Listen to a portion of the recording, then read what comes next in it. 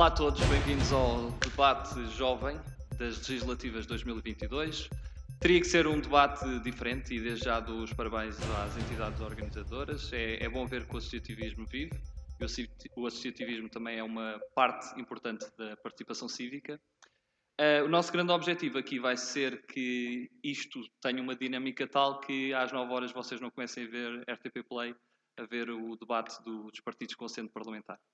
Por isso, começo já por apresentar da minha esquerda para a direita os nossos ilustres candidatos. À esquerda temos a Leonor Rosas, do Bloco de Esquerda. Se quiserem bater palmas, podem bater.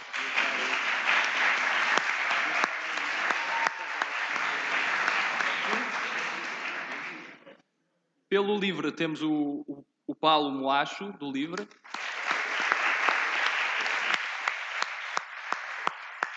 Em representação da CDU temos o Gonçalo Paixão.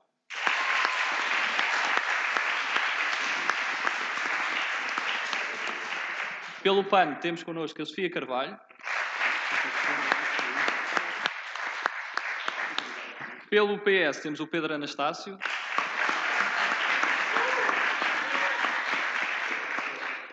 Pelo PSD temos aqui o Alexandre Poço.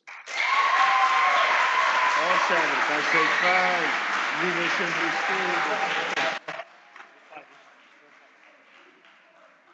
o Do CDS temos o Francisco Camacho.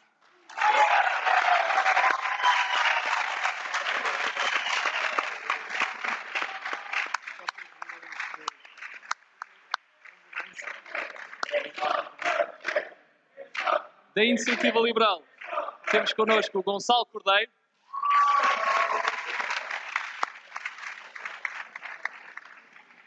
E por fim, do Chega temos connosco o Gonçalo Sousa.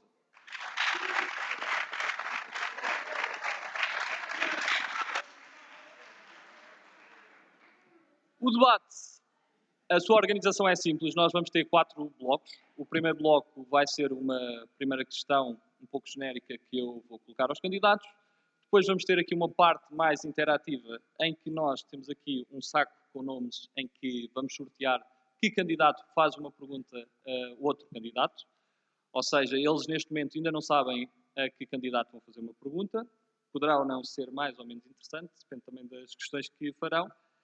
Depois teremos a oportunidade de vocês aí no público guardarem as vossas perguntas e tentarem fazer perguntas não tendenciosas para determinados candidatos, mas fazerem perguntas que vocês realmente se estão a deparar e que serão importantes para vocês definirem a vossa orientação de voto.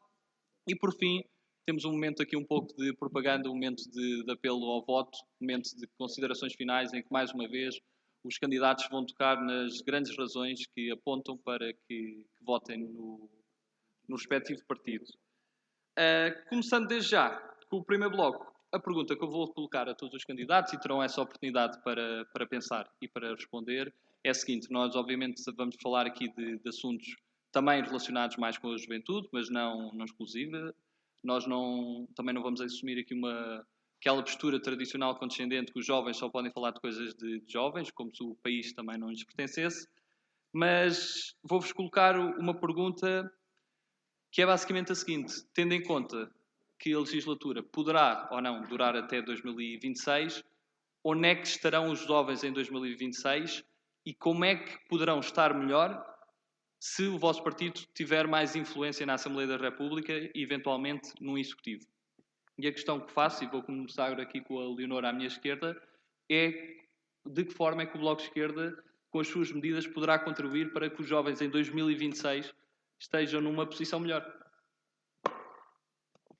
Bem, boa noite, conseguem-me ouvir, certo? Antes de mais, agradecer o convite que foi dirigido ao Bloco de Esquerda e saudar este tipo de iniciativas que para nós é muito importante para esclarecer, para debater e para também trazer às universidades este espaço de debate que é tão importante. Nós consideramos que a política para os jovens que nós queremos fazer nos próximos 4 anos tem 3 eixos fundamentais. Em primeiro lugar, a questão do trabalho. Sabemos que hoje em dia cerca de 2/3 dos jovens trabalhadores não têm um contrato fixo. Nós sabemos bem o que é passar tantos tantos anos a estudar e no fim não termos um contrato de trabalho, vivermos de forma instável e não termos um futuro garantido. E é por isso mesmo que nos batemos de forma tão insistente ao longo da última legislatura por tirar a troika do Código Laboral, por conseguir que, com compromissos e negociações à esquerda, se acabasse com os cortes nas horas extraordinárias, no subsídio do desemprego, mas bastante para além disso, que se garantisse contratos de trabalho. Um posto de trabalho deve equivaler a um contrato. Que se combatesse, por exemplo, o falso outsourcing, que leva tantos a serem contratados em regime de precariedade para funções essenciais, ou, por exemplo, uma coisa que nos diz muito, a nós que somos mais jovens, que sofremos muito com isso, o combate aos falsos estágios, de empresas que contratam não, que empregam sucessivamente estagiários não pagos para fazer funções que são essenciais e que devem ter um contrato de trabalho. Em segundo lugar, a questão da habitação. Todos nós que estudamos, que vivemos em Lisboa, sabemos o quão altos se tornaram os preços dos quartos na cidade de Lisboa, podendo chegar tantas vezes a quase 400 euros um quarto para estudar aqui. Estes preços são proibitivos, nós temos muitas propostas neste sentido e basta que olhemos, por exemplo, apenas 2% do parque habitacional em Portugal é público, o que é bastante abaixo do que é a média europeia. Nós queremos combater isto com uma lei de bases da habitação que possa, por exemplo, combater os despejos, que possa proteger os jovens à procura de casa, aumentando o tempo dos contratos e também criando cerca de 100 mil novas habitações a preços acessíveis e públicos. E termino com a questão do ensino, que para nós, e aqui estamos, com certeza que terão muitas perguntas e que todos queremos debater muito este tema. Uma coisa fundamental para nós e que foi conseguida em parte graças à força do Bloco de Esquerda foi a descida da propina. Nós queremos acabar com ela e queremos que o ensino superior seja para todos e para todas. Obrigado, Leonor.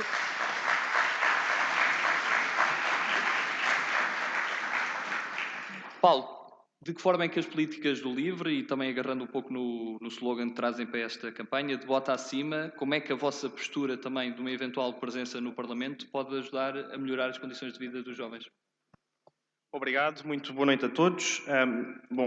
Começando pelo slogan, aquilo que esse slogan quer transmitir é precisamente a forma de estar do LIVRE na política, que é ser propositivo, apresentar propostas, apresentar soluções, apresentar medidas. E o programa do LIVRE é um programa que, para nós, está completamente alinhado com aquilo que devem ser os interesses dos jovens, porque é um programa que está, antes de mais nada, preocupado com o futuro, preocupado no futuro que nós vamos ter e o futuro que estamos a construir hoje. E para que, no final da legislatura, como também falavas na pergunta, os jovens e a posição dos jovens esteja melhor, nós temos que começar a trabalhar já. E eu iria destacar talvez 3 áreas que me parecem essenciais e que considero que estão no centro das preocupações dos jovens. Em primeiro lugar, as questões da crise climática, que é hoje completamente inegável e que põe em causa um futuro para todos nós, em que o LIVRE tem propostas que são bastante concretas e que pretendem agir em problemas que nós temos no nosso país. Portugal é o país da Europa Ocidental onde se passa mais frio dentro de casa. Nós propomos um programa que permita fazer o isolamento térmico das casas, que devolva às pessoas o investimento que elas fazem, a totalidade do investimento que elas fazem.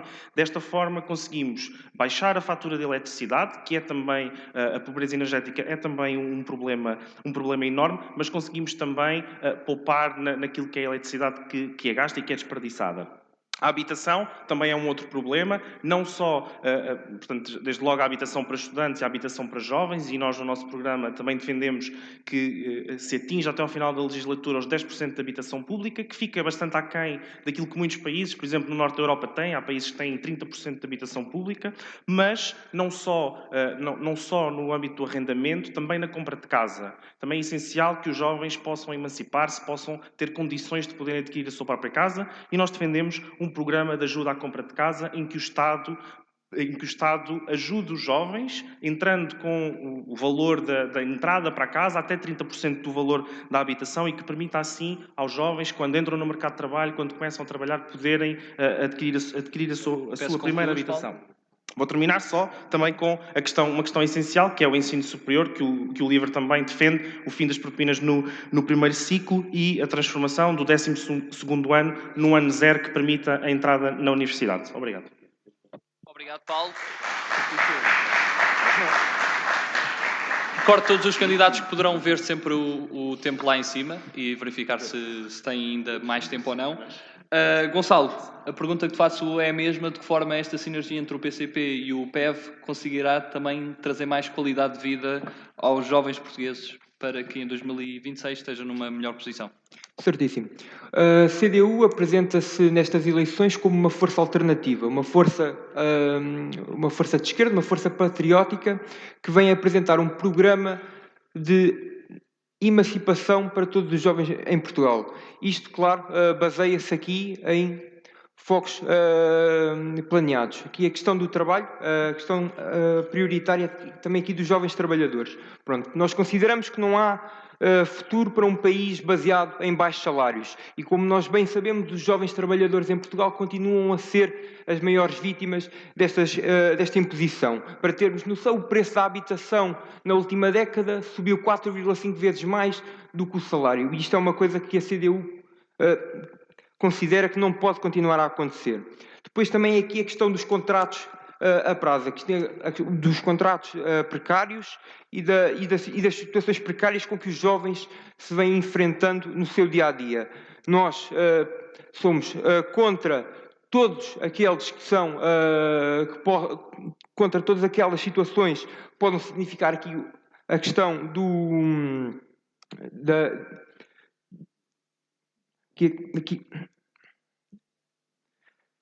aqui a questão que possam significar aqui um atraso na vida dos jovens, e a situação da precariedade é uma delas, sem dúvida. Depois é também aqui a questão da hora de trabalho. Nós consideramos que 40 horas de trabalho semanal não representam uma justa jornada de trabalho. Os jovens em Portugal não conseguem ter uma plena vida profissional, pessoal e familiar, tendo uma jornada tão grande. Somos a favor das 35 horas semanais, 7 horas de trabalho por dia. Pronto. Aqui depois a questão também da educação, esta que é tão essencial.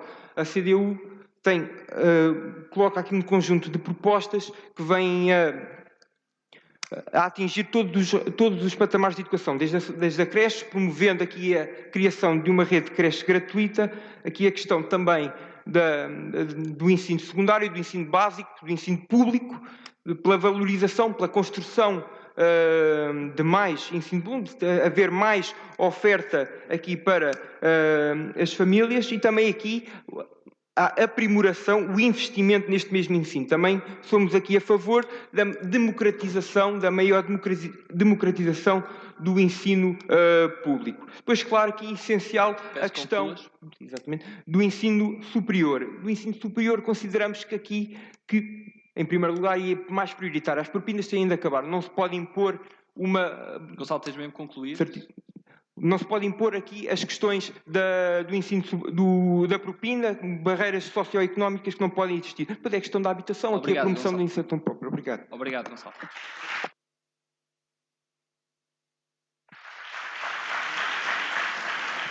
Sofia, a mesma questão: como é que um grupo parlamentar do PAN pode influenciar políticas de juventude para que os jovens em 2026 estejam melhores? Boa noite a todos. O PAN é o partido verdadeiramente de futuro. Temos medidas que não pensam só no dia da manhã, mas pensam sim no longo prazo. E sabemos todos que as alterações climáticas são um problema grave e que preocupa e muito os jovens. O PAN já fez aprovar, por exemplo, as leis de bases do clima, o clima estável como património da humanidade, e temos também como propostas consagrar o crime de ecocídio no Código Penal, apostar no aeroporto de Beja em alternativa ao do Montijo e implementar, por exemplo, a taxa ambiental sobre a pecuária. Um grande problema também, nomeadamente dos jovens, é a habitação. Sabemos a grande fatia que a despesa da habitação representa para muitas famílias, daí o PAN ter propostas como, por exemplo, o aproveitamento de habitações públicas devolutas, para que possamos fazer mais residências de estudantes a preços acessíveis e de qualidade. Temos também várias propostas que eu considero bastante interessantes, por exemplo, no modelo do ensino superior. Acho que muitos de vocês até se podem relacionar com esta questão, que tem a ver com o acesso ao ensino superior. Não queremos que a vida dos estudantes se baseie só em notas. Queremos que seja valorizado os interesses, ou seja, todo o percurso académico que o estudante tem nos 3 anos de secundário. Consideramos muito importantes atividades extracurriculares, participação em clubes e outras atividades que são de interesse para quando concorrem aos cursos que querem. O PAN também apresentou uma proposta para acabar para o fim dos estágios profissionais precários e que deste painel só foi aprovado por um partido. E é uma questão que o PAN continua no seu programa eleitoral e vamos continuar a lutar pelo fim destes estágios precários. E consideramos também muito importante haver um salário igual para o trabalho igual. Sabemos que ainda existe muita desigualdade do salário entre homens e mulheres e é um problema e isto tem que acabar e o PAN vai continuar a lutar para isso. Muito obrigado, Pedro. Pedro, tens aqui a responsabilidade de representar um partido que neste momento é governo. A pergunta que te faço é a mesma, mas tendo em conta os 6 anos passados, de que forma é que algumas políticas vão mudar ou que outras serão aprimoradas neste processo?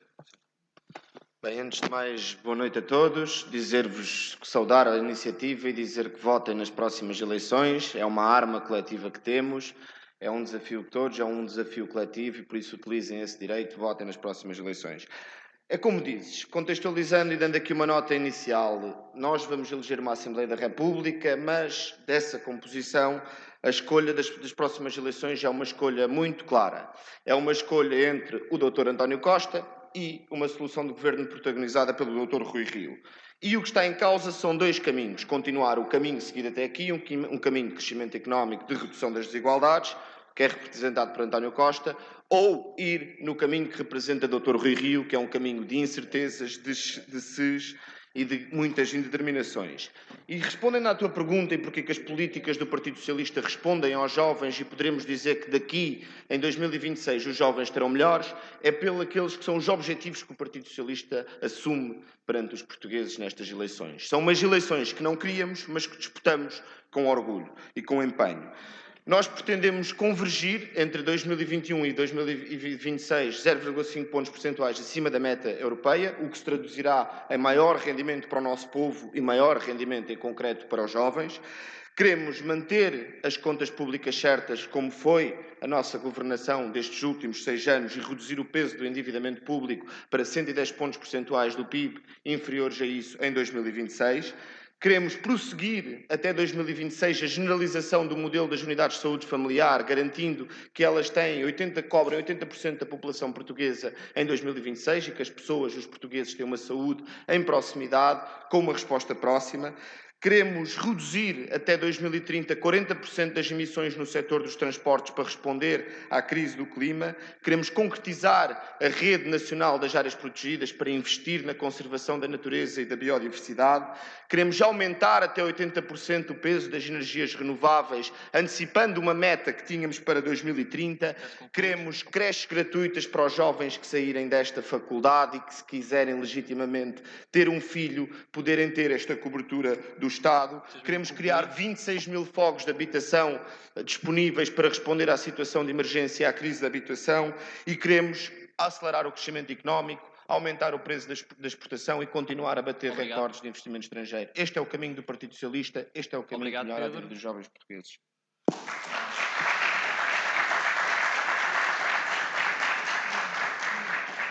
Alexandre, tens aqui algumas provocações também para responder.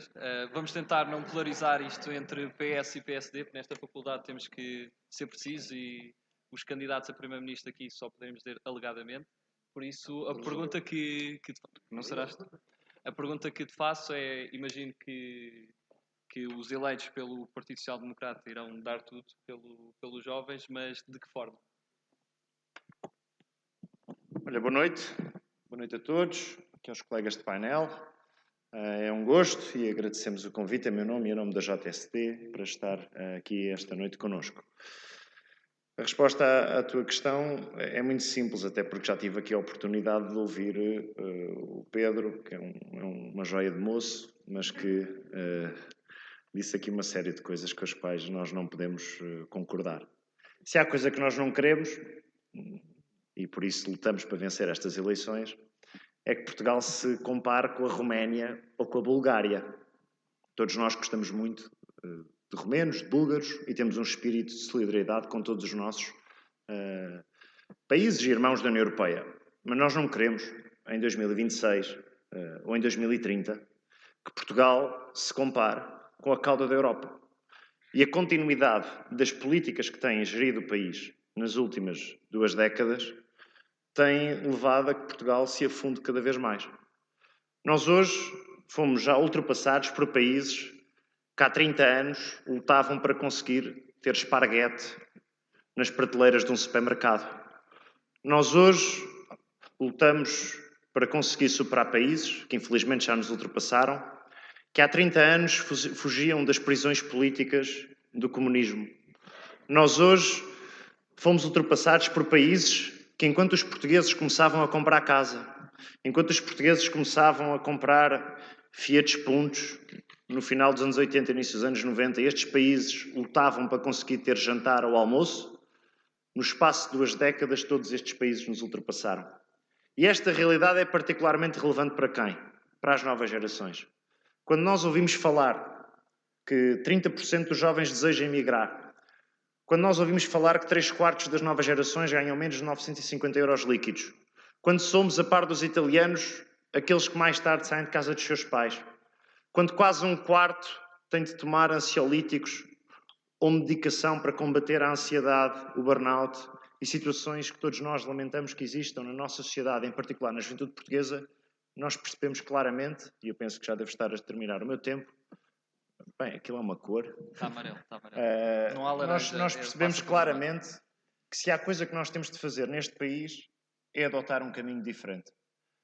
Todos aqueles que aqui estão, um pouco mais velhos, e terminarei, todos aqueles que aqui estão, um pouco mais velhos, um pouco mais novos, têm crescido e têm estudado, têm vivido, sempre sob a égide de um partido.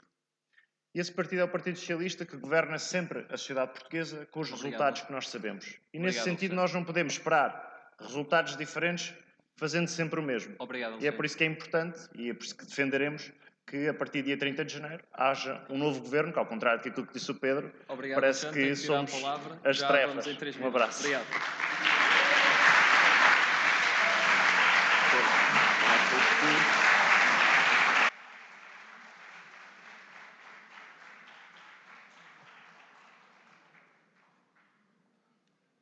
Francisco, a mesma pergunta, e tu também és líder de uma juventude partidária, trabalhas com esses temas diariamente, de que forma é que são precisas políticas para a juventude que permitam que os jovens em 2026 estejam melhores? Bem, antes de mais, boa noite a todos, dar um cumprimento especial à Associação Académica da Universidade de Lisboa pela promoção deste debate e lançando este repto de que no próximo dia 30 vão às urnas e para aqueles que exerçam o voto por antecipação, em mobilidade, eu acho que todos nos revemos nesta mesa nisso mesmo. Agora, seguramente que não é com apelos como os que o Pedro Anastácio aqui protagonizou. Acho que o moderador do nosso debate é especialmente sensível a isso. Nós, no próximo dia 30, elegeremos 230 deputados. E, portanto, o caminho não se faz entre os rosas e os laranjas. O caminho faz com muitas opções e nesse quadro de valores o CDS-PP será sempre uma resposta forte. Nós vamos a estas eleições e em matéria de agenda para o futuro temos um eixo principal, que é a questão da justiça intergeracional. Esse é o nosso mote maior perante 4 necessidades, 4 imperativos que identificamos claramente no nosso compromisso eleitoral e onde de resto a Juventude Popular tem dado respostas muito sólidas. Esses 4 princípios são a educação, a habitação, a sustentabilidade e o emprego. Em matéria da educação, e estamos a falar numa instituição de ensino superior, nós de facto não estamos com orgulho na página da esquerda que tem sempre protagonizado uma fórmula já gasta, já abafienta da propina zero. Nós defendemos sim um modelo forte de ensino superior, onde as instituições como a Faculdade de Direito de Lisboa tenham a sua autonomia científica e que essa autonomia científica seja também acompanhada de uma forte autonomia financeira e, nesse sentido, a manutenção da propina é importante para dar autonomia às instituições. Para aqueles, e que são muitos infelizmente e indesejadamente, que não podem suportar os custos do ensino superior, nós temos uma resposta. Uma ação social forte, musculada, que abrange a todos, e depois entrando num capítulo que aqui também elenquei, que é o da habitação. Hoje esse é um dos desafios maiores das novas gerações. É um desafio que os estudantes de ensino superior atravessam numa fase de transição, de emancipação, e a esse respeito nós temos uma visão muito clara, que a resposta se faz com o setor público, com o setor social e com o setor privado. E, portanto, dentro desta lógica, o que nós nunca defenderemos uma limitação do mercado privado. O que defendemos sim é que o património público esteja ao serviço das novas gerações, com programas que primem pela sustentabilidade, pela demografia e com uma visão de futuro. E, portanto, ainda não abordei os outros dois tópicos, nem abordarei agora, mas o nosso mote neste caminho eleitoral é que sim, estamos compenetrados nas próximas eleições, mas estamos sobretudo compenetrados no futuro das novas gerações. Obrigado. Obrigado, Francisco.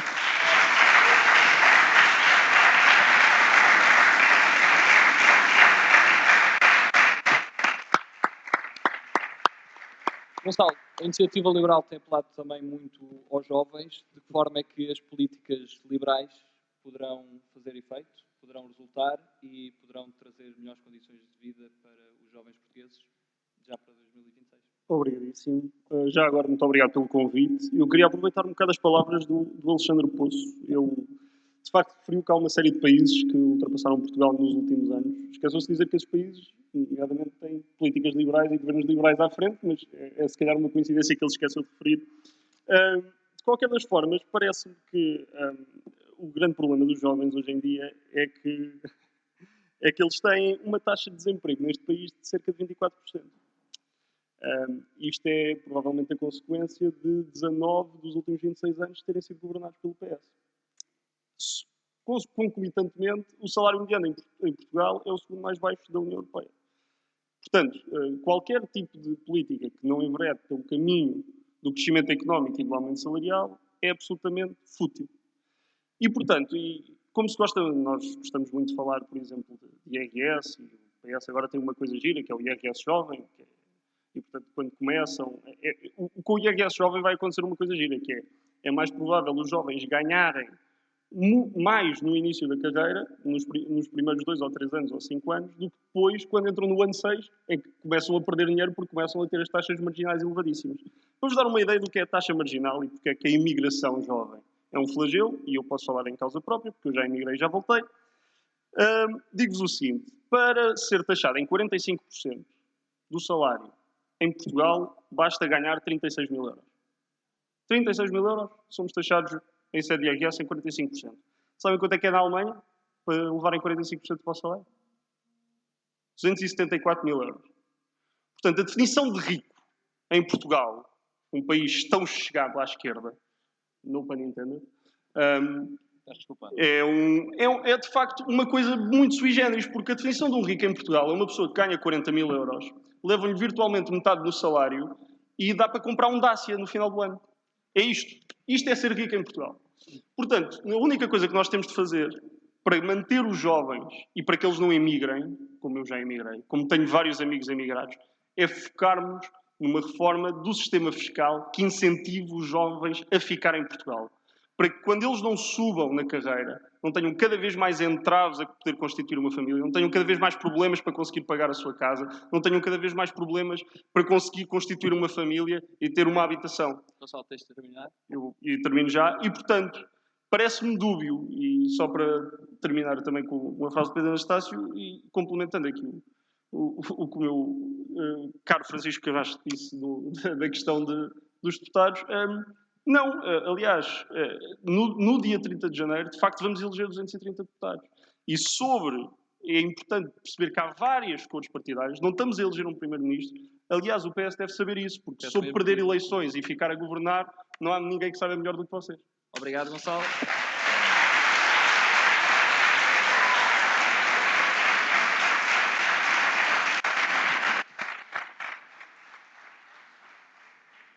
Pergunto só se aí atrás e cá à frente estão a ouvir bem o som. Tá? Ok, ótimo.